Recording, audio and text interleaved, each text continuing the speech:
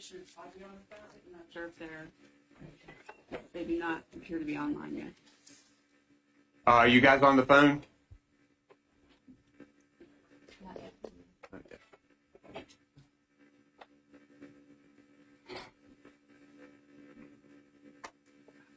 Give them just a minute.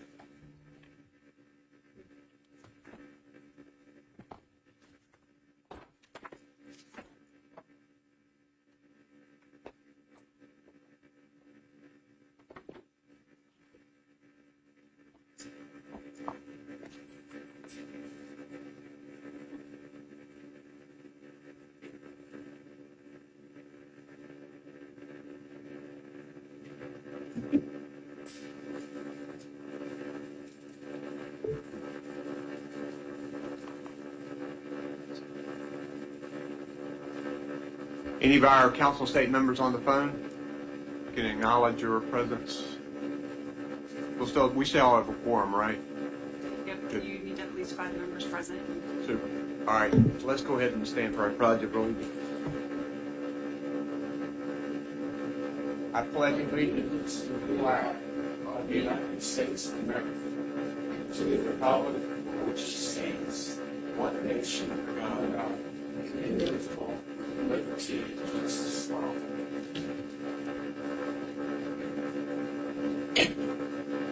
I will now read the conflict of interest statement. In accordance with the State Government Ethics Act, it's the duty of every council member to avoid both conflicts of interest and the appearance of conflict. If any council member has any known conflict of interest or is aware of fact that might create the appearance of such a conflict with respect to any matters coming before the council today, please identify the conflict or the facts that might create the appearance of a conflict to ensure that any inappropriate participation in that matter may be avoided. If at any time any new matter raises a conflict during the meeting, please be sure to identify it at that time. You've received the copy of the minutes of the December 6, 2022 meeting, our last meeting. Do I have a motion for approval? The Treasurer moves for approval. The Secretary, Commissioner of Agriculture seconds. Is there discussion or debate? Hearing none, all in favor say aye. Aye. All opposed, no. The minutes of the December meeting are adopted. I'll now recognize Treasurer Falwell for interest matters. Thank you, Governor. The interest matters for the Council of State. I report that the STIF has an annualized current monthly return this month of 2.39%. I think the Council of State might have known since a couple years ago that number was below 0.39. So now it's 2.39. Thank you. Thank you, sir. Those are the interest matters. Thanks, sir. I think Commissioner Causey was going to be on the phone. Is that correct? Yes. Okay. Is there anyone here to present fire insurance matters if he's not on? If not, we can come back to it later in the agenda. All right, we'll hold off on that. So we'll go ahead and move to Board of Transportation right-of-way matters. Heather Fulton. Thank you, Council. The Department of Transportation presents 9 items for your consideration today. All items have been approved by the Secretary of Transportation and the Board of Transportation. And I'll be glad to take any questions. Members have received this information. Are there questions for Ms. Fulgham? Do I have a motion for approval? Lieutenant Governor Robinson moves approval. Is there a second? Second by Commissioner Troxler. Is there further discussion or debate? Hearing none, all in favor say aye. Aye. All opposed, no. The ayes have it. It's adopted. Thank you. Governor, Yes. I just want to let you know, State Auditor Beth Wood, I'm on the meeting. Thank you, Auditor Wood. All right, we'll now move to our Wanchese Industrial Park matters. Heather Horton. Good morning. 2 items coming forward on behalf of the Wanchese Marine Authority. Both new leases from tenants that have been in the park for several years, and they're leases have expired, so they have turned into new leases. There was, we were notified yesterday that a couple of name corrections. Gregory Pool Equipment Company does not have Inc. in its legal name, and Halfway Marine does have Inc. in its legal name. Those changes before the vote. Are there any questions for Ms. Worden? Do I have a motion with the amendments that Ms. Worden has suggested? Attorney General Stein moves, Lieutenant Governor Robinson seconds. Is there further discussion or debate? Hearing none, all in favor say aye. Aye. All opposed, no. The ayes have it. Thank you very much. Board. We'll now have Stephanie Ayers with our state court matters. Morning, sir. I have one item for your consideration, and I'm happy to take any questions you may have. There is one disposition by lease in front of you. Are there questions from Ms. Ayers? Do I have a motion for approval? Attorney General moves approval. Is there a second? Second by Superintendent Truitt. Further discussion or debate? Hearing none, all in favor say aye. Aye. All opposed, no. The ayes have it. The motion carries. We'll now have Mike Moser to talk about state property matters. Thank you, Governor. Good morning, Council State members. Have 37 items for your approval consideration. Do have one correction needs to be made. It's on page 28. It's disposition by easement number 5. The grantee should be listed as Piedmont Natural Gas Company, Inc. Are there questions for Mr. Moser? Do I have a motion for approval with the change that Mr. Moser has suggested? Commissioner Coxer moves approval. Is there a second? Second by Attorney General Stein. Is there further discussion or debate? Hearing none, all in favor say aye. Aye. No. The ayes have it. The motion carries. Thank you very much, Mr. Moser. Do we have Commissioner Causey on the line or anyone from the department to present the fire insurance matters? You could identify yourself for the record, please. Yes, sir. Good morning, Governor and members of council. My name is Governor, I'm here. Okay. Sit back down. Thank you very much. I'm calling timeout. Back to the bench. The starter is reinserted. It took a while. Yes, sir. Sorry about that.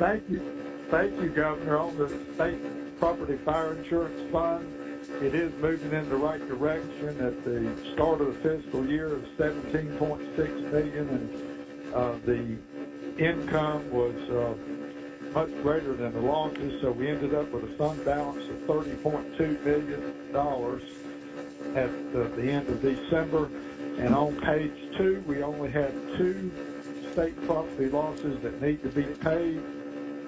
Number 1 is the Simpson Laundry Fire at a big one at $2.3 million.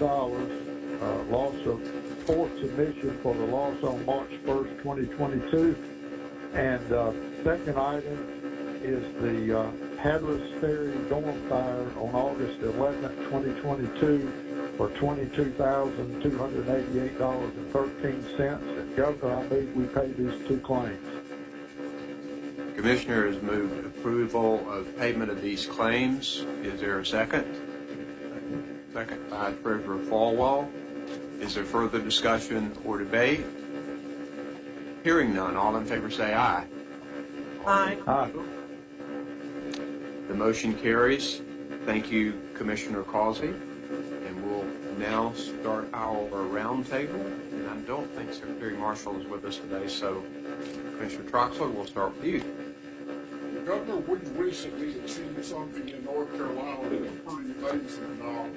Back in January, we had the combined commodity conference, which is all of our grain commodities meet together. And for the first time ever, North Carolina had a certified corn yield of over 400 bushels this past year. And we've become the third state in the nation that has done that.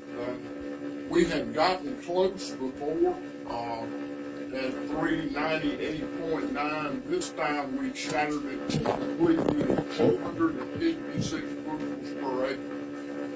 The reason this is significant, corn production primarily in the United States is centered in the Midwest.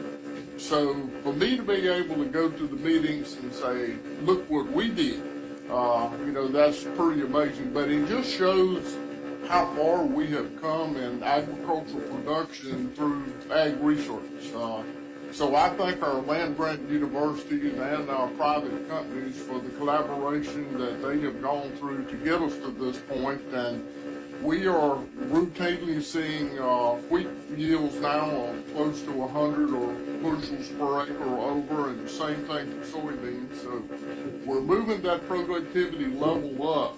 And we've got to continue to do that in the future if we're going to feed the mouths in the world. So that was great news. I had several years ago put a personal bounty up for the first person to be able to reach 400 bushels. So I got to write the check this year to Russell Hedrick. And believe it or not, it was actually in the Piedmont in the Statesville area. So quite an amazing feat. We just finished a very successful farm show, and there seems to be a lot of optimism out there in the farm community, even though the instability of prices and inflation, all the things that we don't want to see are probably going to be there this year, but we lived through last year, and so we'll do it again. I am going to the national meeting in Washington next week, and I'm sure the center of discussion will be, what does a new farm bill look like? This is the year that the farm bill comes up again. So we will take input from all of the different directors, commissioners, and secretaries across the country about what would be important in a farm bill. And every farm bill has been different, but kind of the same.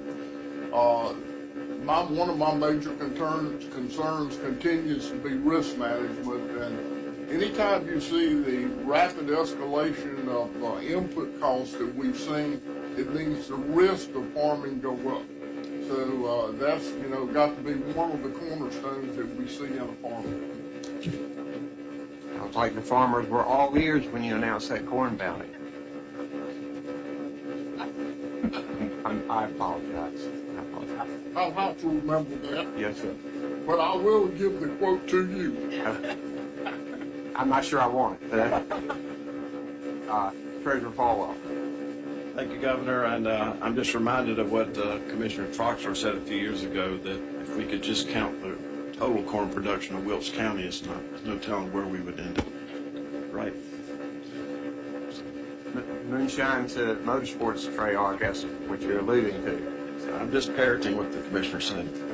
Four quick things that I think are important to the Council of State. Two that relate, one that relates to the Local Government Commission. We have tremendous pressures facing many of our counties and cities across North Carolina. In the last month, we've been able to return the keys back to Pikeville. Pikeville is one of the communities that we had to take over the books because of our concerns about their financial stability, and because of the clarity of thought, putting things in the right sequence, and making the tough decisions and being transparent about those. Pikeville is now governing itself. So I'm very proud of the Local Government Commission staff for assisting them. The Local Government Commission is not a conqueror, they're a rescuer. And this is an example of rescuing. Secondly, on the topic of good news, Governor, last 2 or 3 weeks ago, you had a transportation summit. Many of the members of the Council of State know of me sounding the alarm several years ago about the Department of Transportation and its overspending and the taking out of the Highway Trust Fund over $1.1 billion. And thanks to the hard work of Secretary Boyette and the Department of Transportation team, we had a check on stage where the Department of Transportation has now repaid the $1.1 billion that it had taken out of the Highway Trust Fund, replenished it is a better use of the word, and half the time scheduled. So that was a lot of discipline and clarity of thought and leadership by Secretary and his staff, financial staff especially, to make sure that happened. So congratulations to the Department of Transportation. Thirdly, the State Health Plan Board made a decision that goes into effect 2 years ago regarding the third-party administration contract going from Blue Cross Blue Shield to Aetna. I just want to remind all the members of the Council of State and those listening, we're not changing the body of this car, we're not changing the engine of this car, we're simply changing the transmission. And Blue Cross Blue Shield has had that transmission for the last 44 years. We put that contract out for bid. I think all government agencies should put contracts out for bid in order to get higher value at lower cost and better member services.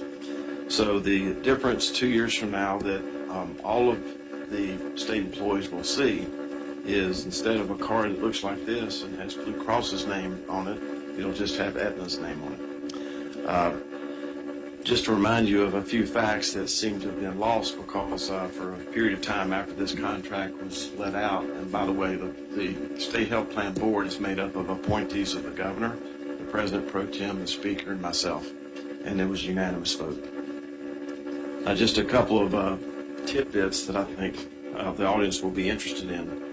Blue Cross Blue Shield has 2 years remaining on this contract. I hope that they will finish strong, since they've had this contract for 44 years.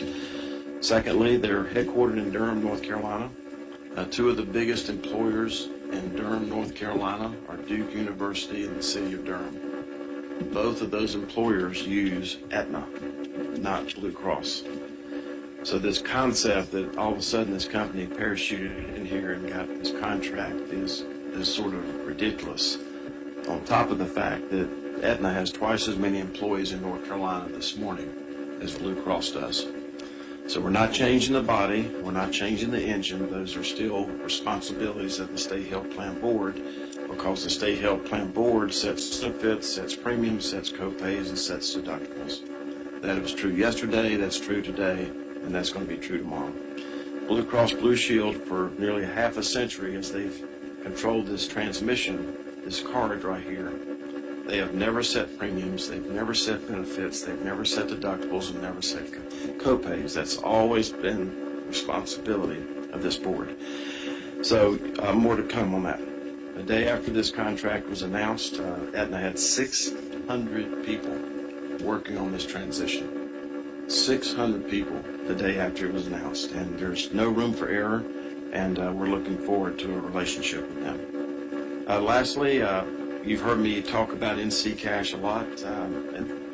At this board meeting, for example, we were able to present over $500,000 to the State Board of Education, which I sit on. That money that was sitting in nccash.com that had been sitting there for a number of years, the result of a demutualization of an insurance company that converted to stock, and it just got lost in the shuffle. There are still state agencies that have money sitting at nccash.com, so just a reminder that all state agencies, counties, cities, EMS services should go there and check and make their claim. Very proud of the people at NC Cash. We've paid out over $110 million this year, but there continues to remain $1 billion sitting at nccash.com. I brought a copy of a check because we always talk about this in terms of individuals and churches and nonprofits. But last week we paid out $1.7 million to one company that had money sitting at nccash.com. So it's not just the individuals, the nonprofits, and the churches that people should look up the name. They should also look up the name of every business in the state that has money at nccash.com. That's my report. Thank you, Governor. Superintendent Truitt. Thank you so much. And to be clear, Treasurer Falwell, doesn't that money belong to the Department of Public Instruction and not the State Board of Education? That's between you and the chairman. Agreed. Many things between you and the chairman. So, Governor, I'd like to spend my time this morning talking about something that is important to every single person in this room, and that is our teacher workforce. Because teaching is the profession that makes all other professions possible. So, at the State Board of Education, the first week of this month, our latest teacher attrition data was presented. And the media chose to lead with the state vacancy rate, which was a bit unfortunate because it's hard to explain the state vacancy rate in a way that is easy to understand. And also there was a formula in statute that changed the way that we calculate the state vacancy rate. And so the headline really became a little bit of clickbait, because our state vacancy rate is actually not that much different than it typically is. Furthermore, what the narrative in the media across the country has been that we were going to see a mass exodus of teachers. And in North Carolina, that just hasn't been true. The teacher attrition rate, which is defined by people leaving the profession, is actually one of the most stable rates that we have in our state right now. The first year of the pandemic, it was up a little bit from the year before, but down from 5 years before. Then people said, well, surely the second year of the pandemic, we're going to see this mass exodus of teachers. We didn't. Teacher attrition is actually a little bit down in the second year of the pandemic. Teachers did not abandon their students. They did not abandon the profession. Not only that, but when they were asked to teach summer school in order to help kids catch up from the pandemic, they stepped up and taught summer school. And they said to me, we want to see this through with our students. We need to stick it out. And we did not have trouble finding teachers to teach in summer school. I point this out because it's important when we look at data to really make sure that we're looking at the right data. And here's actually where our challenge is. We have to know what our challenges are if we're going to solve them. The challenge is that our beginning teacher attrition rate is very problematic. Beginning teacher attrition was at about 11.72%. Now, the regular teacher attrition rate is about 7.78%. And that's pretty good by any standard across any kind of profession. Beginning teachers are leaving at a rate of 13%.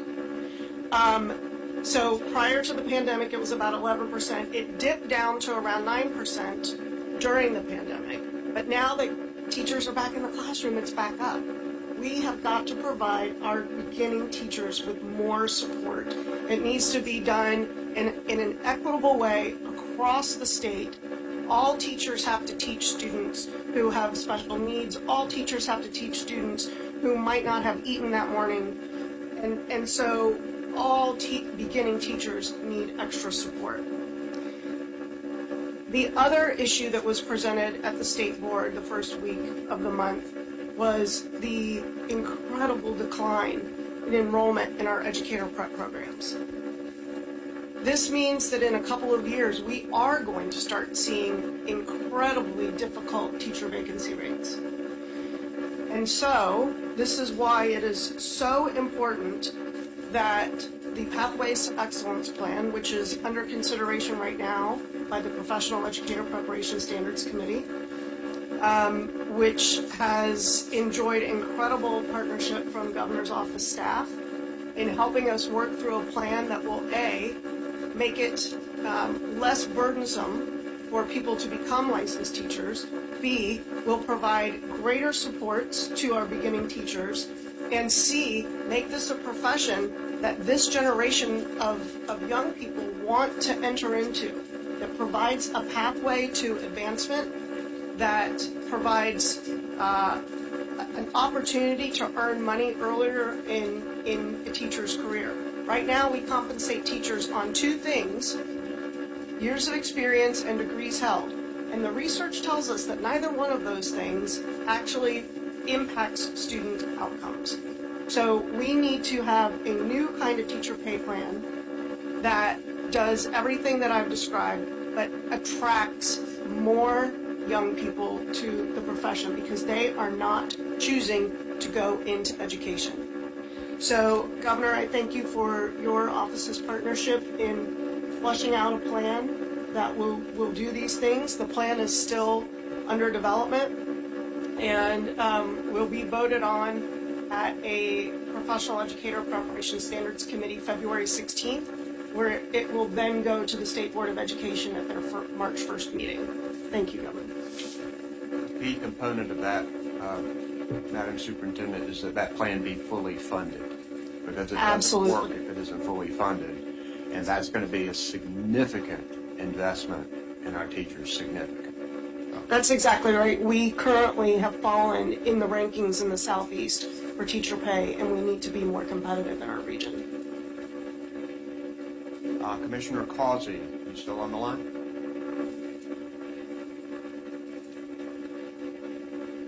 Commissioner Causey? Okay, Attorney General Stein. Thanks, Governor. Pleasure to be with everyone this morning. In December, I bragged on Medicaid Fraud Unit, which exists to protect taxpayer resources. We spend a lot of money to provide health care for folks, and when healthcare providers defraud that system, it means there's fewer resources to help people who need health care, and it means that the taxpayers have to pay more than their fair share. In December, I talked about crossing that $1 billion threshold in recoveries and settlement awards back to the taxpayers since Medicaid fraud began. And in the last week, we had another settlement, and last month we had a conviction. The settlement last week was with a device manufacturer that was submitting false claims and has been ordered to pay $500,000 back to the taxpayer. And the previous month, there was a diagnostic lab that was conspiring with people to have them submit urine tests, which were not medically necessary, and defrauded the program by $11 million. And that person has been convicted for the fraud that they perpetrated on the system. And both of those cases were done in cooperation with our U.S. attorneys here in North Carolina. And so I want to thank the hardworking folks at Medicaid Fraud for looking out for the program. Thanks, sir. Auditor Wood, are you still on the line?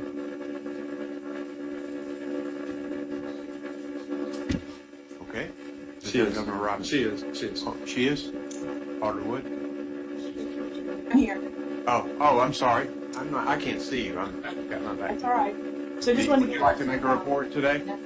I don't think he's witnessed this morning, but I want to give a shout out to our own Tim Walton from DOA. The state auditor's office has a branch office in Wilmington, and we've been in a old renovated storage unit for a couple of decades. And so he came to, and we were able to, the staff down there decided to look around for something a little more, a little nicer than where they were in that storage unit. But anyway, DOA and the staff in Wilmington worked together so well that the new lease is done. They've moved. The transition was seamless. Had a couple of hiccups at the very beginning, but again, DOA, Tim Walton, and staff stepped up, and this was practically seamless. So we just don't always think there's people in the background for making things happen, and to say that things are always slow in state government is not necessarily true in this case. So again, our mantra in the state auditor's office is keep the auditors auditing, and that's exactly what DOA did to make this move very fast. The other thing I would say is I am so appreciative of the fact that we can now use recruiting firms to help us find auditors in the state auditor's office. I have 160 positions in total. I have 130 plus that are auditors. And we don't have time to get out and find the best and the brightest. The number of students going into accounting is declining a lot. Those that go into accounting and get a degree and go on and get their CPA license is decreasing a lot. And so finding the best and the brightest to work in the state auditor's office is getting more and more difficult. We're not competing with necessarily state agencies. We are competing with the big four CPA firms. And so having the ability to use a recruiting firm now who can pick up the phone, call people, talk about working in the state auditor's office, what we bring to the table and what we offer is going to change the game plan tremendously. We are now, I feel like, in the 21st century, functioning like most CPA firms do, and I'm very, very grateful for that law change and the ability to use recruiting firms to help me bring in the best and the brightest instead of the leftovers at the end of each academic year. So thank you for the opportunity this morning, Governor, and again, for anybody that had a hand in that law change, it is so appreciated. Thank you. Thank you, ma'am. And I understand we now have Commissioner Causey back on the line. Thank you, Governor. I just want to say that you beat the state treasurer hands down in the best joke of the day category.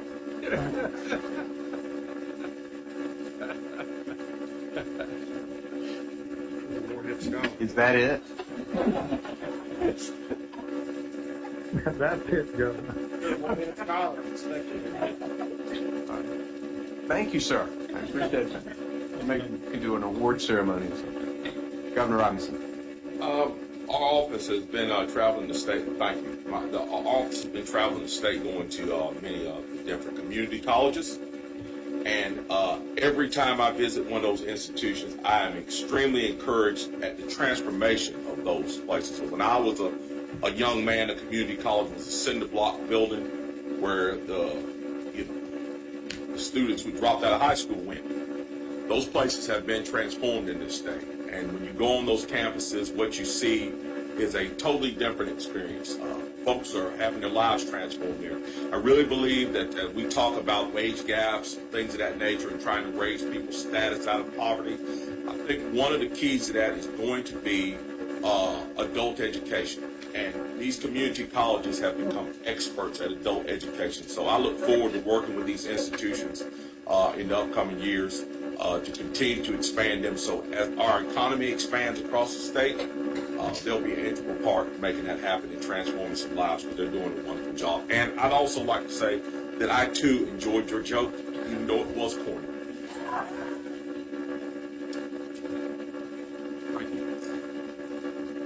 During this meeting before it keeps going downhill. Thank you all for working with Director Walker on budget proposals. I think many of you have come and presented. We're going to be rolling our budget out, pretty soon, right, Kristen? And look forward to being able to set a date on the State of the State. I think it's going to be. I'm sorry. Oh, Commissioner Dobson is on as well. Sorry. Okay. Commissioner Dobson.